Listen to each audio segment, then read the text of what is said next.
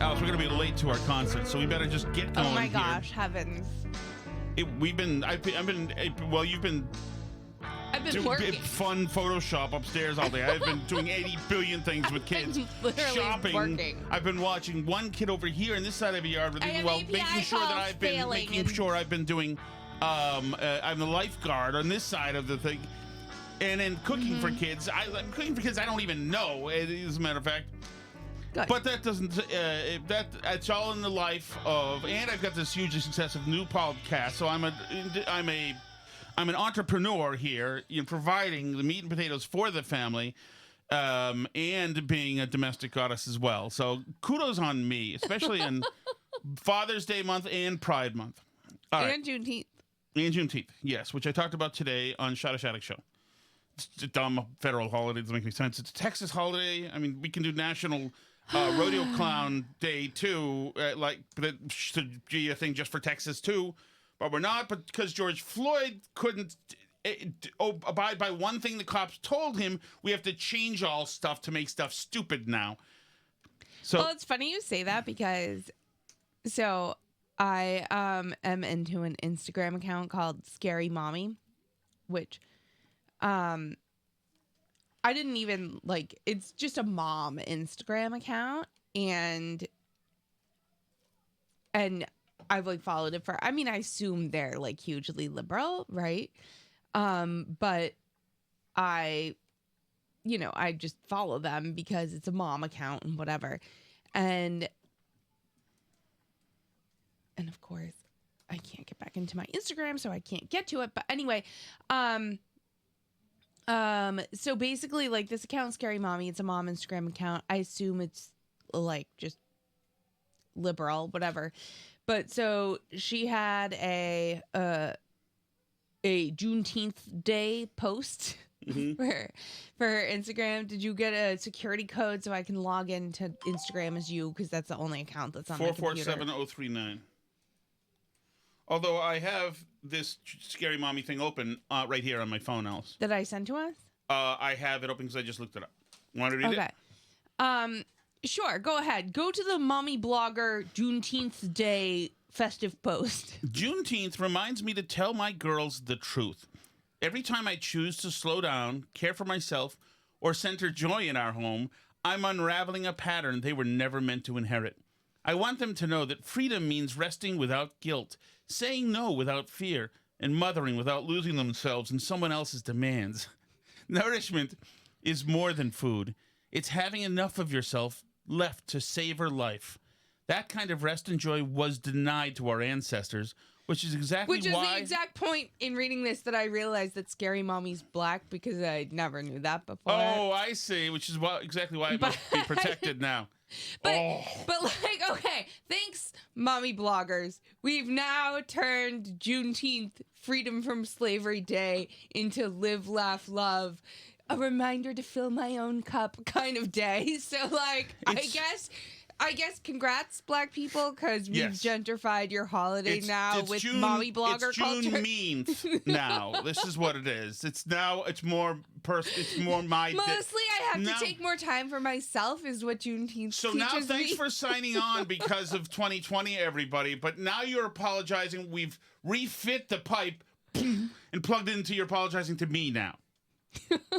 We're tired. Mostly, we're tired. I'm a mommy blogger and Instagram influencer, and Juneteenth is a reminder that I need to focus more on me because I don't do that enough in my day-to-day. And I was reading this and I was like, what the F? I suppose it makes it a little bit better that she's a black mommy blogger and Instagram influencer, a tiny bit. I guess you have a little bit more claim to believe that Juneteenth is about you indulging you, but you weren't a slave, so I'm having trouble kind of getting to the Juneteenth is a day when it's important to remind myself that I need to spend more time investing in me. What? So yeah, congratulations to black people on your holiday, which is now just another day to remind yourself why you are the most important person in the universe. I guess. even more so if you're black, but like anybody, I feel like can now take this. Can I not take this? No. What if I post, maybe. Juneteenth is such a great reminder that like some people once were slaves. So it's like a really great reminder that I need to like value myself a lot more. Like, what? I mean, okay, if you're black, I guess it's like a little better to say that that's what Juneteenth means to you. But also, it's an insane thing to say as a 21st century person who was never alive at any time during any slavery or Jim Crow or anything. No? Juneteenth is such a great reminder that this is actually all about me. It is amazing. Like, what? If at first I thought it was like bitching and moaning about like all the things I'm doing for you all day, I want you to see, you know, that this is something that all of us all... Well, would it be better or worse if she was actually like being a mom is kind of like slavery? Because that's almost like where she's going.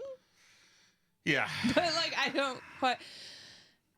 don't know. Just an insane post. I don't think we should, like, whatever you think about Juneteenth and how it appeared out of nowhere a few years ago and all that stuff that we've talked about on the show a million times. Like, I don't think we should necessarily make it a moment to fill our cup and, like, post a live, laugh, love quote. Like, I just don't know that that's what the point of Juneteenth is. Do you? No. All right, let's get to this thing that we were going to get to.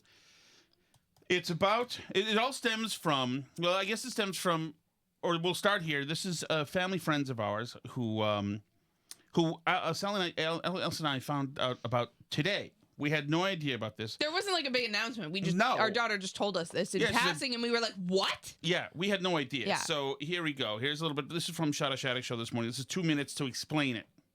We have a big family. They have a big family.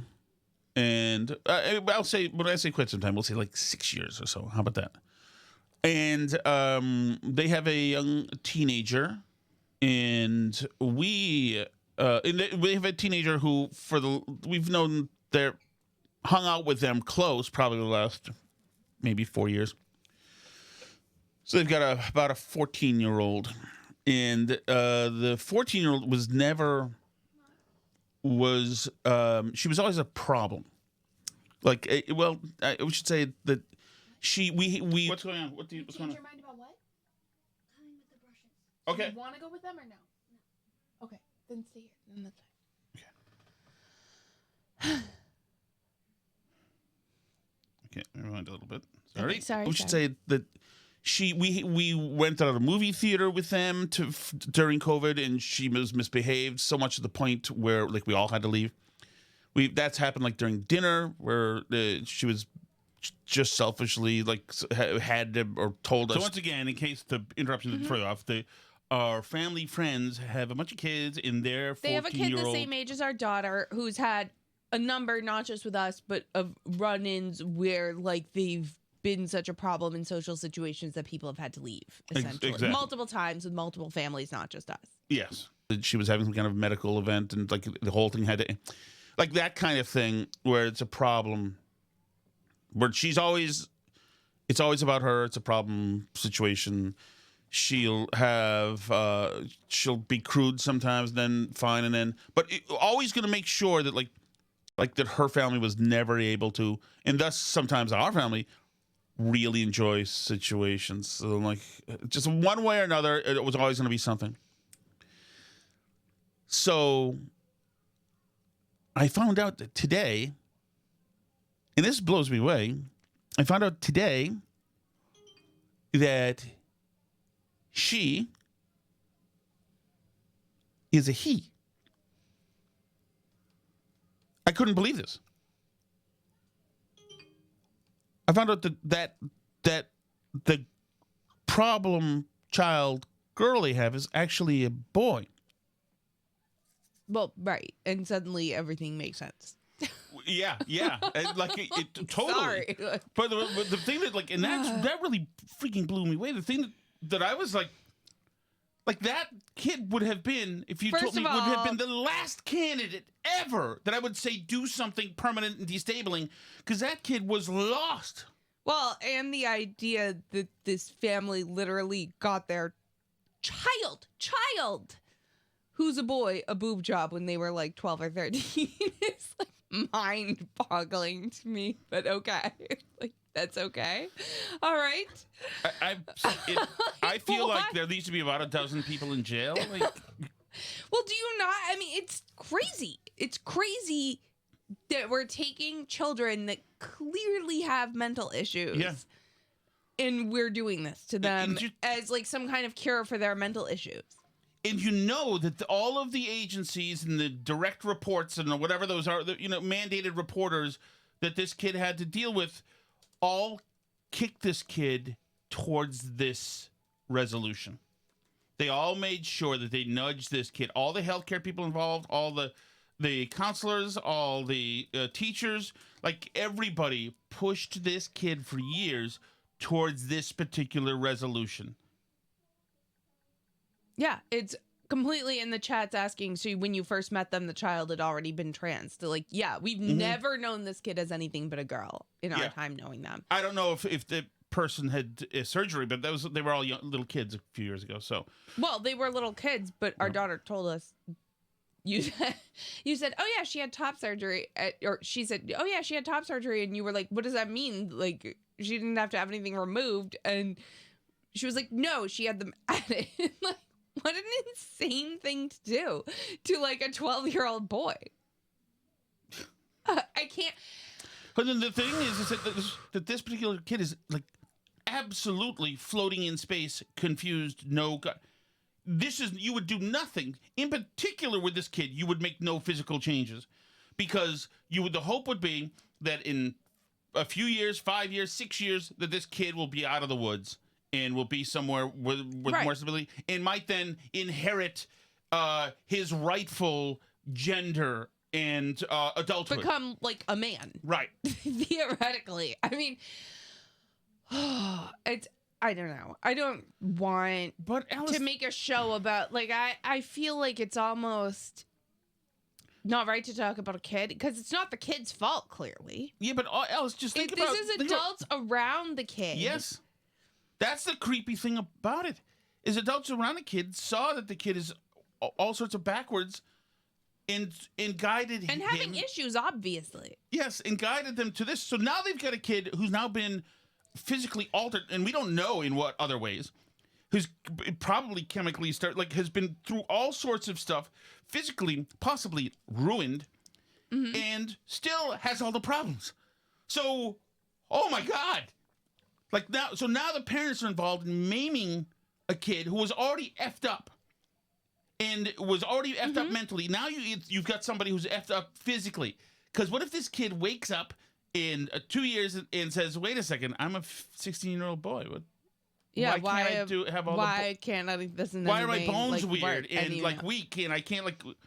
Well, and Oh, so God. this gets at exactly what I want to get to next, which is I mentioned it briefly in passing when I was talking about like being in my WeWork yesterday, and this Supreme Court case that was lost by the transgender rights movement this week, and kind of how this happened and what this means. And it's fascinating because this was the court case that had to do with the underage sex change operations bans in certain states, Alabama, Tennessee. Specifically, the one that was brought to the Supreme Court was the Tennessee one, but this applies to all of them. So this is binding precedent for all these laws.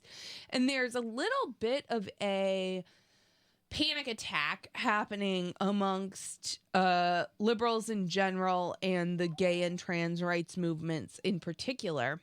This is the case Skirmetti, you'll hear it referred to, and the ACLU was appealing it to taking it to the Supreme Court. They were suing the state of Tennessee over this law with this chick, Chase Strangio, who claims he's a guy at the head of the case, right?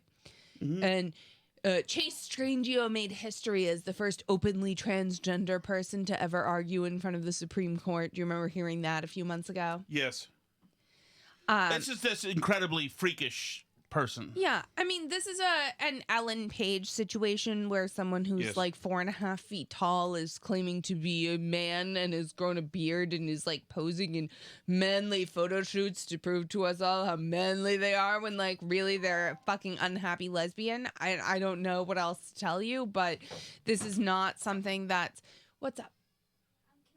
No, did the other No, kids you already can't go? walk. Just Why wait don't you here. go to the brushes? We're Cyril? gonna be done Anson, soon. just go to the brushes, okay? You got it? They're waiting for you. Fucking Christ. So, yeah. So, whenever you see pictures of Ellen Page and people talk about trans joy and you see this desperately unhappy person with, like, simple jack bangs who's trying to, like, claim to be a dude who's, like, not even 5 feet tall. That's what Chase Strangio is, too. Yes. It's freaking uncomfortable and bad and, like, not a good place to be in, and I feel bad for Chase Strangio because this is obviously not a happy person, but Chase Strangio has made their life's work trying to argue this case in front of the Supreme Court and trying to drive the ACLU off a cliff, which the ACLU used to do stuff like defend Nazis, right? Like, Well, right, or defend, like, even Rush Limbaugh they defended. right, like, because it was freedom of speech and it was civil rights and it was what it was and they didn't care. Like, so now the ACLU is in this position where they have to defend this insane stuff. They have to defend, supposedly. They're now in the position because they've been just run into the ditch by these activists. They're now in the position where they've decided that they need to defend, quote, trans rights. And there's a big debate happening right now in the trans activist space over whether all of this was a mistake, because this court case was a huge loss for them. Huge. This could have very far-reaching consequences. Yes. They're scared that this could impact adult transgender healthcare as well, because essentially long story short, they pushed really hard. I mean, the Biden administration had joined these cases with the ACLU, suing these states to try and prevent them from banning trans, quote, healthcare for kids. Sex change operationing children, right? Like, these states... So the trans activist movement is insane because they talk out of both sides of their mouth, and they'll say on the one hand, we're absolutely not transitioning children. Are you nuts? You're all crazy. That's made up. It's not true. Why are you calling in threats to Children's Hospital? Nobody is doing sex change operations on children. And then if you say, great, well, then let's ban sex change operations on children, they do like the soccer penalty full, like, oh my God, absolutely. I've been killed. Our rights have been destroyed. Like, if you're like, fine, just no sex changes on children, then they act like they've been absolutely friggin' martyred by these laws. Absolutely. Here's Trace Strangio, just for 30 seconds so you can get a feeling. The policies that are claiming that transgender women in sports are men are wrong. The president is lying when he says that there are men impersonating women and participating in women's sports. There are no examples of men impersonating women that I am aware of. And it is incorrect to refer to transgender women and girls as men and boys. And what these executive orders do, what these laws do, is open the door to sex-based police. The policy. So you get the idea. And in particular, Chase Strangio, who is the lead lawyer on this for the ACLU, is a fascinating character because Chase Strangio is a radical's radical, like very far and deep into this. So back in 2016, and you should read the Nick Confessori New York Times piece on this that came out today. It's really fascinating. It's very, very long, but if you want like a deep dive into all of this and the legal issues around it, it's really, really interesting. Basically, Chase Strangio, back in 2016, when all these bathroom bills were being challenged, which the trans activists won those cases, by the way, to be able to use the bathrooms.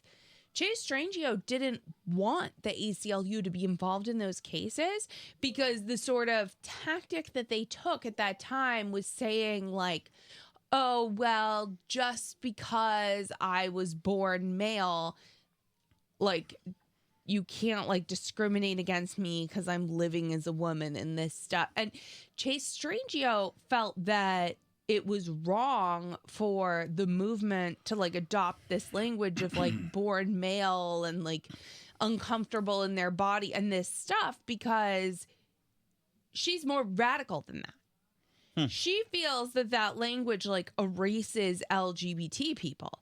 So basically, like the Chase Strangio thing is essentially that, and I'm trying to find the exact quote in the article here, but basically what he, whatever says is essentially saying, this is what he said, more than 20 LGBT groups signed on to the messaging plan. This is back in 2016. The ACLU did not.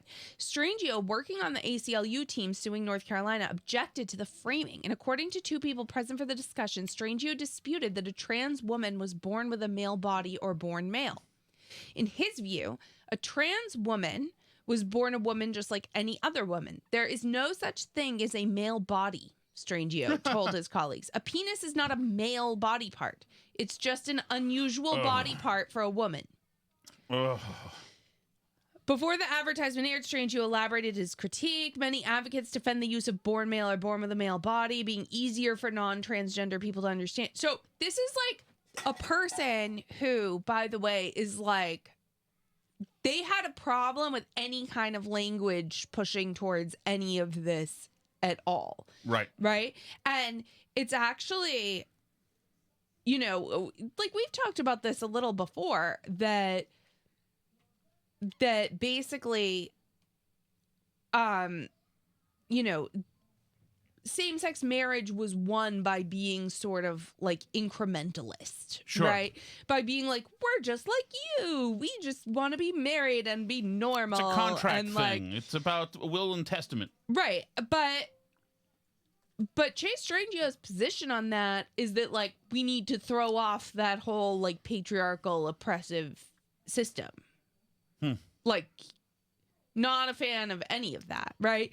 So all of this is coming from a place. So now there are people, and you'll see this. This is why Congress, quote, woman Sarah McBride was on with what's his face, Ezra Klein this week, essentially saying like, you know what, we've been a little too scary, we just need to back off, like doing this whole bit where they're like, you know, we thought that when everybody supported the LGB, they supported the T, but it turns out they didn't. And they're kind of doing this like song and dance where they're pretending to back off, where they're like, we went a little too far, but we didn't really mean it. So now, because this court case, I mean, like, people think this court case has, the New York Times article says they believe that it's set back transgender rights a generation. Right? Like, I have a problem with transgender rights. well, right. I mean, but sure. But this is coming but from that all wing. the wins, right? Right. They're upset because they won some very narrowly defined cases about like discrimination on the basis of sex. And they felt they were like on a winning tear and nothing could stop. I don't know why they thought this case was going to win in the Supreme Court. But what I will tell you is that they pushed really hard. The Biden administration had joined these cases before Trump was elected, and they pushed really hard to get the Tennessee one into the Supreme Court, specifically because the discovery in the Alabama case was unearthing all this WPATH stuff where they were attempting to cover all the results of their own studies to hide it all from publication because they realized that there was no scientific basis for any of these procedures that they were doing on children. That there's no proven benefit to any of this stuff. That just a bunch of activists essentially wrote all these guidelines that all these professional organizations are parroting. And the WPATH people also seem to be extremely corrupt. Extremely corrupt. And this was what was all coming out in discovery in the Alabama case that they were trying to block at the time. And they were trying to say to that court, like, no, pause this case. We don't want to do anything here. We're just going to take the Tennessee case. Also, and they can cut off breasts. Rachel Levine, by the way, was extremely heavily involved in this. And that's part of what's in the New York Times article, too, because it was embarrassing to the Biden administration. And they had to back away from what Rachel Levine, football star of Belmont Hill, was doing back in the day, because Rachel Levine was embarrassing the Biden administration with the positions he was advocating for in these cases, specifically like pushing for transition care for kids. I mean, transition care is a stupid word, but whatever. Like pushing for these transition procedures for really young kids. And it's insane that any of them thought this was a good idea, obviously, but also, like, I think that the, quote, moderate people in this movement are also wrong. You know, this isn't like a messaging problem, or we just went a little too fast, or Chase Strangio's just a little too extreme, which is like what it appears the position is that they're retreating to. Like the Sarah McBrides and the Brianna Woos are kind of going like, see, we can't have these extremists pushing this stuff. We just need to get like, no, you are all freaking crazy people, and none of this is true. Like, none of it's true. And yes, Chase which, by the way, Strangio's what crazy, you're saying here, and this case went too far, obviously. But but also the positions that you're pushing for are also crazy. Like, actually, all of this is nuts. Yes, and I'm sorry, but the mental health facility where a lot of these young people or a lot of these people doing this belong, Trey Strangio also needs to be in there. Mm-hmm. These people are nuts. And it's fine, but we can't build societal norms and guidelines around the insane. Well, right. And we can't. I think I read one of the statistics in this article said that like 3% of high schoolers now identify as transgender, which is like crazy. Because this used to be like 0.1% thing, you know?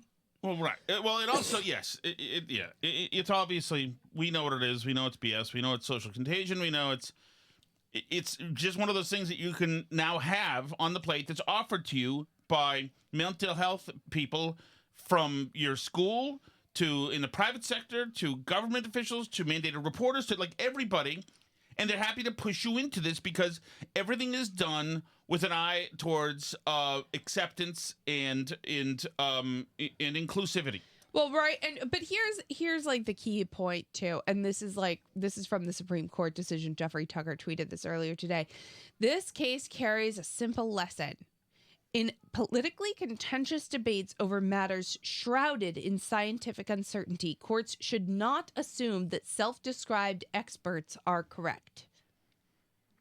Amazing. I mean, like, how much more to the point can you get? Here's Wesley Yang that I retweeted earlier today about the left, because this is the transgender rights movement, quote unquote, and the left in general are having a moment right now about this court case. Signing on to this movement was a ghastly mistake, strategically, tactically, substantively, morally, intellectually, pragmatically, politically, and spiritually. There is no precedent playbook for withdrawing from the claims that the entire governing and chattering classes of the Western world have been making now for a decade. It was a reason to exercise greater critical scrutiny before entering into it in the first place.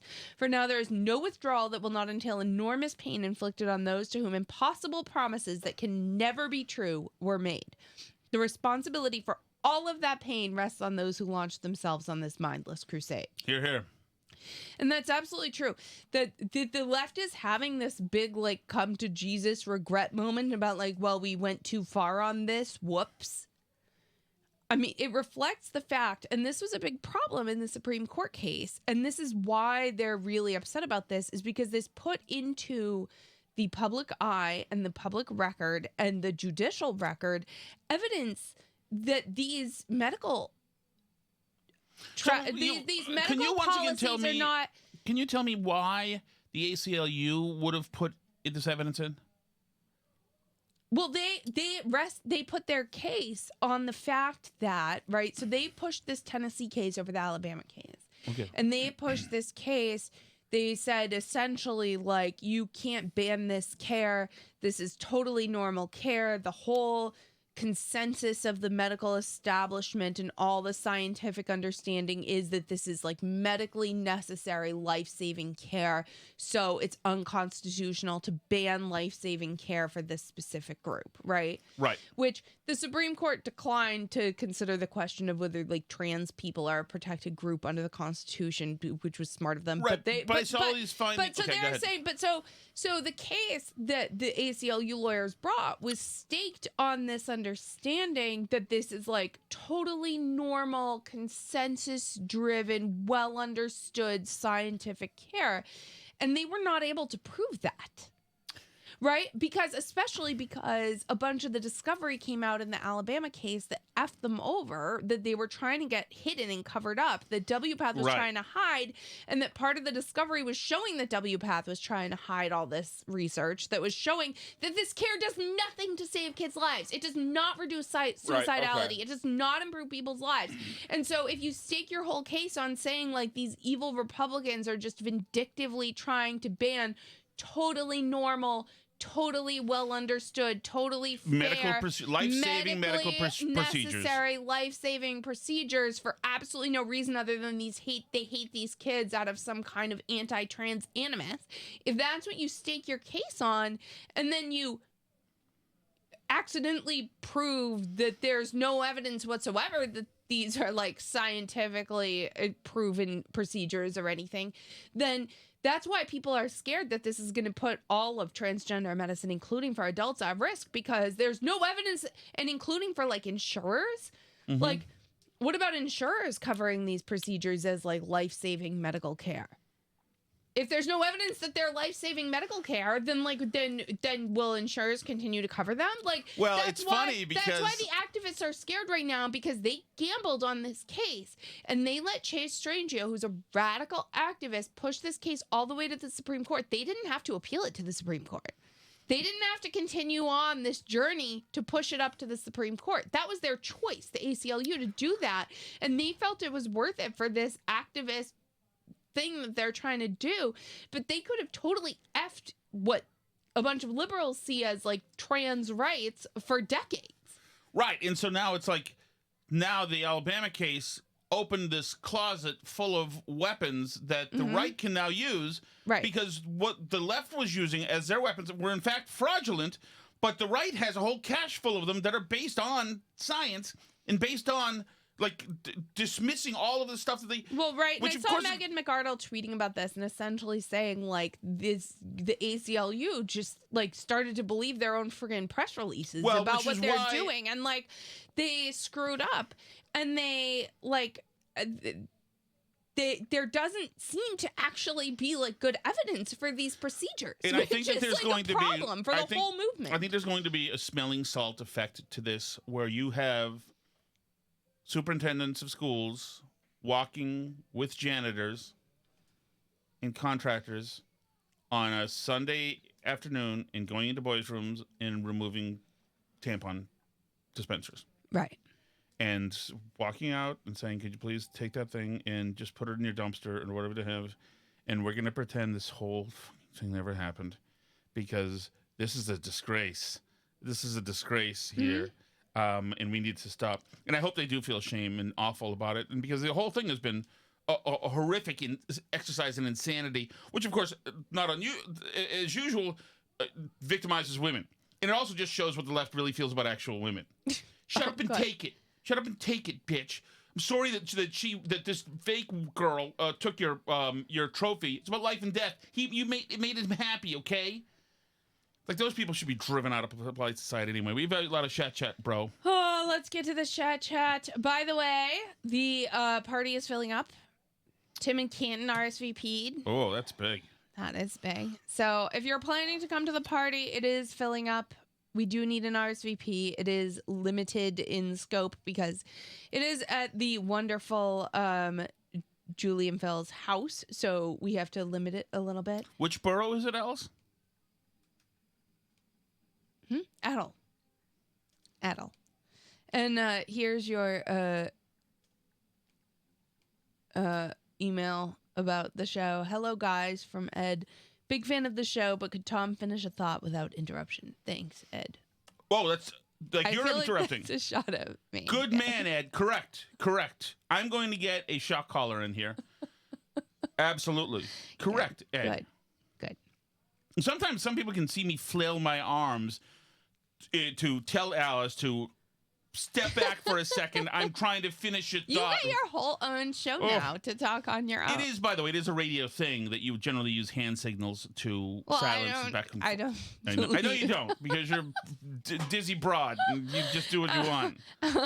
If you want to continue on your own show or you don't have me, then that's fine. You can just do that. We're doing Taliban level oppression of women on this show from now on. Do I have to be here for it? Yes, you have to be in a burqa and handcuffed to that radiator over there during the show, which you'll probably be into.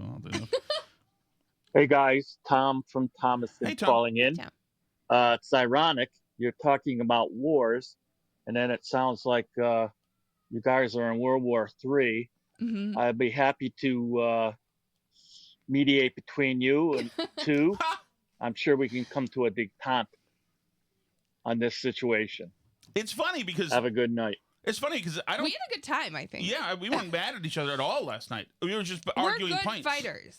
Yeah. No, we were just arguing points. I was pleased that we kind of hashed it out in that manner, and I'm also like I was building up a lot of steam because I'm so sick of all the people who were with me in 2002 through 2015 and a half. Who knew all the points that, like the criticisms and the valid points about the Iraq War, and all of a sudden, Tucker and Trump suddenly told you that that W lied about weapons of mass destruction, and no more foreign wars. Yeah, and Tucker's out here with like the Bush lied, people died. You all suddenly switched hats, boink, as if we weren't like what were all those years before that? I mean, sure. But I think people like legitimately change their minds now. You had some people yelling at you on Twitter today. I enjoyed that. Yes, a lot of people yelling at me on Twitter today, which is fine. That's fine. I just think it's very interesting that all of a sudden the acceptable parlance now has been switched and changed to no more foreign wars. Well, here's the thing with no more foreign wars.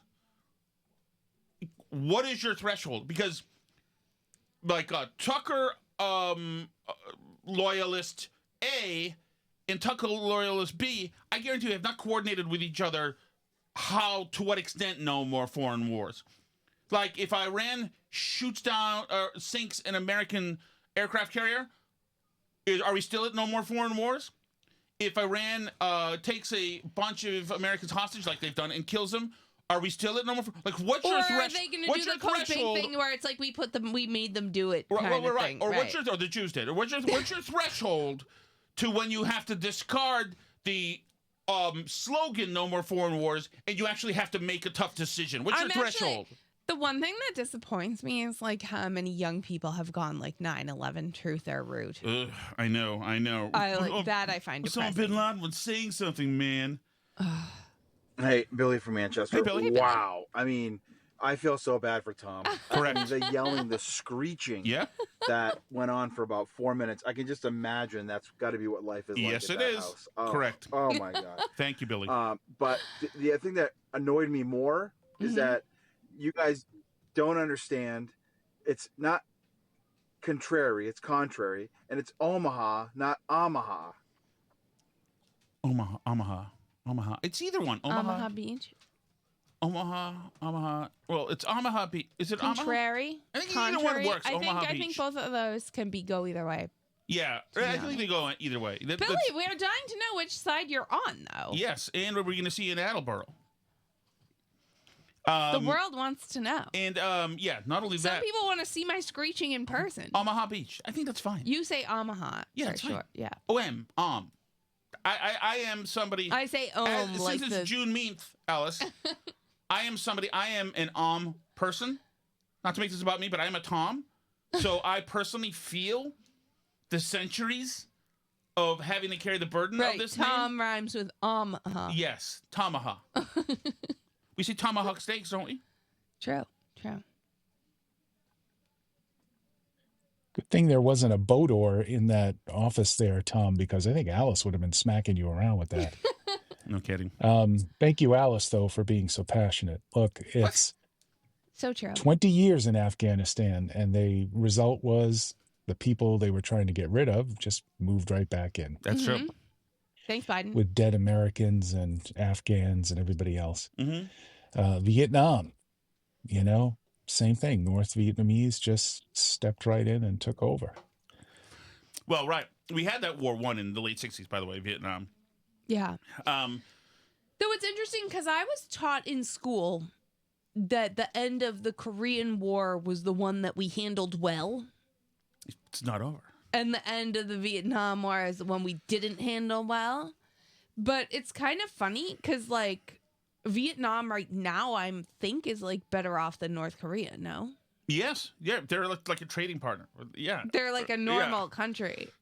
Yeah, I think so. I think that's right. They're not like first world, but they're like Yeah. they're like in the conversation of normal countries. My favorite thing about the Vietnam War is obviously it's also complicated. Did your brother fight in the Vietnam War, technically speaking? According to my son, my father did.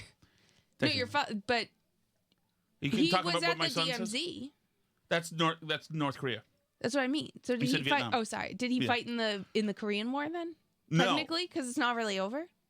No, it's suspended, but he fought in the Gulf War because while he was in basic training, that was happening. Oh.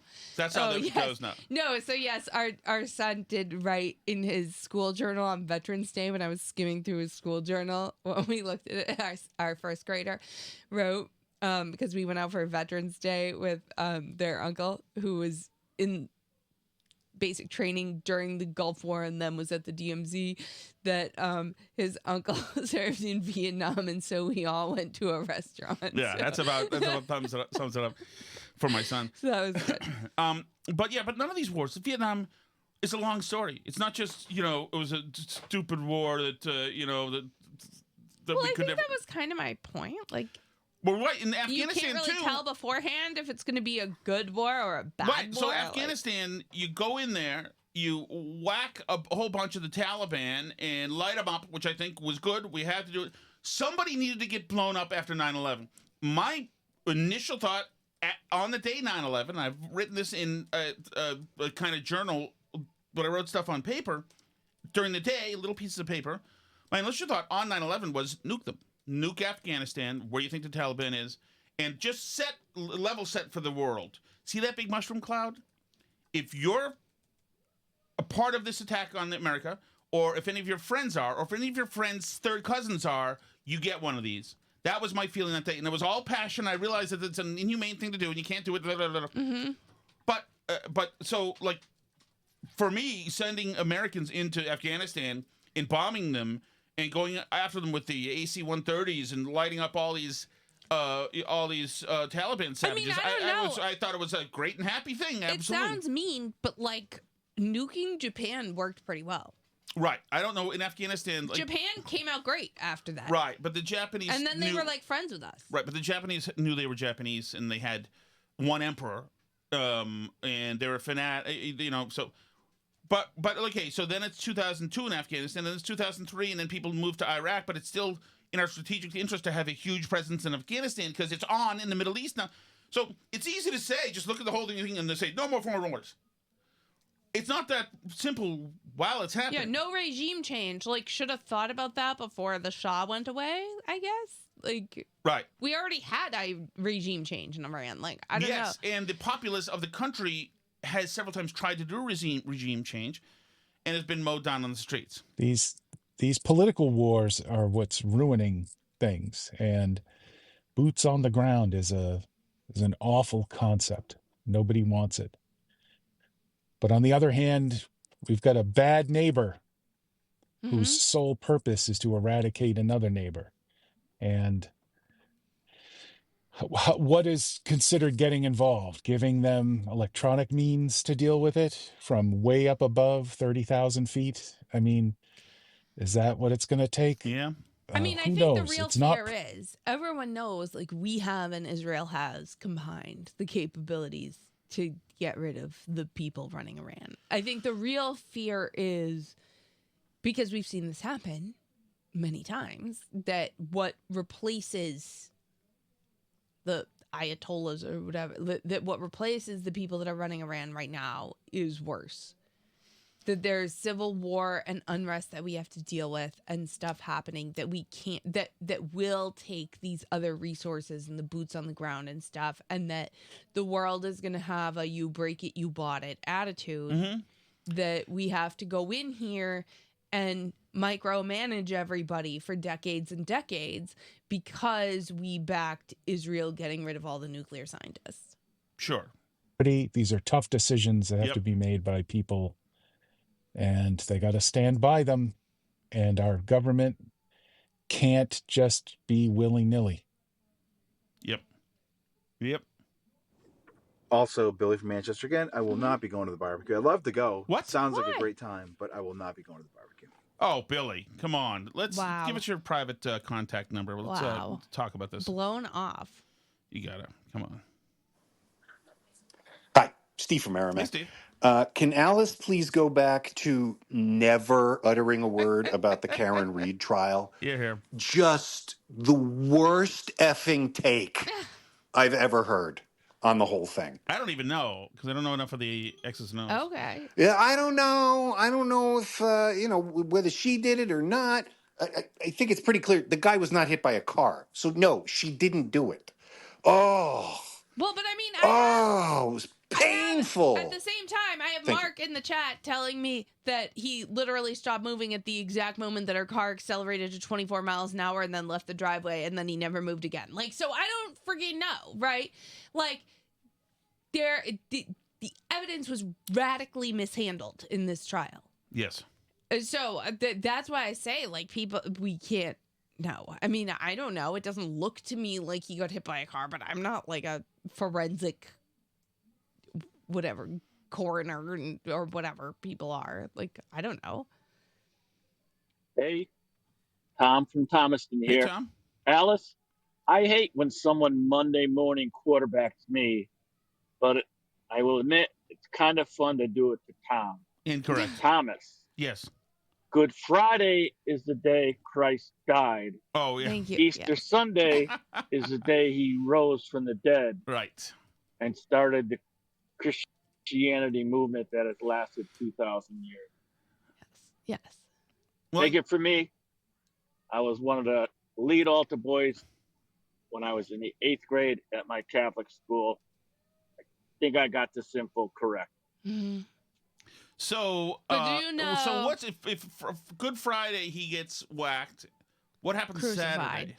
He's in the tomb for 3 days. Friday, Okay. Saturday, and Sunday, which is how people counted days then, Okay. inclusive, and then resurrected on Sunday, Okay. the 8th day. Okay. On the following Sunday. No, the 8th. The 8th day. It's the 3rd day he rose again, but Yeah. it's the 8th. Sunday is the 8th day of the week. The Sabbath, Saturday is the 7th day. Sunday is the 8th day, but also the 1st day. That's why 8 is the number of Christ who This is fulfills feeling very. and This is supersedes feeling very all things. pronounsy for me now, Okay. Alice. Mm-hmm.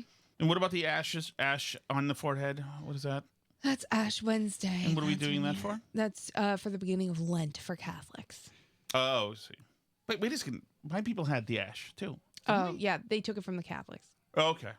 because we start Lent on a different day. But that's Also, again, Billy from Manchester. Hey, Billy. Sorry. Alice sounds completely unhinged on Yep. this whole thing. Like, true. does she think she's going to war? Like she's going to be drafted and all of Right. a sudden leave her 12,000 kids and her overweight, sloppy husband? I mean, what are we doing here?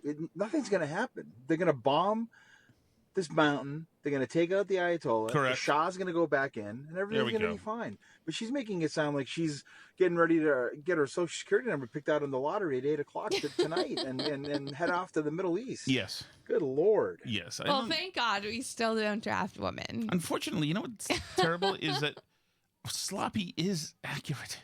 Sorry. I mean, just like my general, you have fat that's like fat, Mm-hmm. strong guy, works lumberjack shirt, barrel chested. Like my fat is sloppy. It's like, it's disgraceful fat. Comes from a special gluttony. Ugh, Billy, you're right. But yes, Alice, we'll be going to war, and I will be staying back home, tie a yellow ribbon to that. You can have a victory garden. not singing Old with me? oak tree. No, I need a big song. I don't tie wanna a sing. yellow I'm ribbon not. to that. Really? Heartless. Jeez. Oh, I guess you want the enemy to win. Then you do want the enemy to win. What? Hi, Steve from Merrimack. Hey, Steve. Steve. I've been thinking about the fact that Sally will now be attending Throat Warbler Mangrove the Third Academy somewhere in the United States, and you know, I did love, you know, Tom's feedback about it. Oh, you know, we don't fit in. You know, we're not the beautiful people. Blah blah blah blah. Who wants to bet real money with me that by the time Sally finally graduates from Vafangu High School, that Tom, attending Sally's graduation, will be dressed in the blue blood uniform, namely salmon-colored shorts, brown loafers with no socks, a white button-down Ralph Lauren shirt, and a blue blazer, just dressed like the beautiful person queen you always wanted to be. Incorrect. Oh, it will be a Incorrect. great day. That does is Sorry, want to be. 103. That He is does the want Michael to be. Skakel Kennedy wardrobe you're talking about. I want, if I can get into those circles and like go and eat their fine food and drink their fine booze and do all that stuff, I want that life. I want to be 6 degrees of separation without the gay sex. I want that. You know, we'll watch that movie also. It's good. Yes, I want into that. I want to speak like Jill Abramson. I want an affectation. I want to speak more like William F. Buckley, or like Tucker Carlson says, rather. He is a bit foppish, isn't Yes, he? I'm going to be foppish. I'm going to be better than Alice. I want to come to a place where I can look down on people. That's all I want to do. Congratulations to you that your daughter is going to bring you into that world. Splash I've in the earned chat it. says, wait until Sally gets a free ride to Wellesley. Thank you so much for listening, everybody. We are going to be at the concert, I guess. Are you going? Well, I have to do some work stuff first, and then I will. Because even though I'm off It's a today, third I'm over. not really off. All right. Thank you for joining us in the chat. If you want to join us in the chat every day, you can join that at patreon.com/burnbarrel. If you want to be there, we have to still investigate the RSS feed thing for free at burnbarrelpodcast.com. From the mind of Mindy Kaling,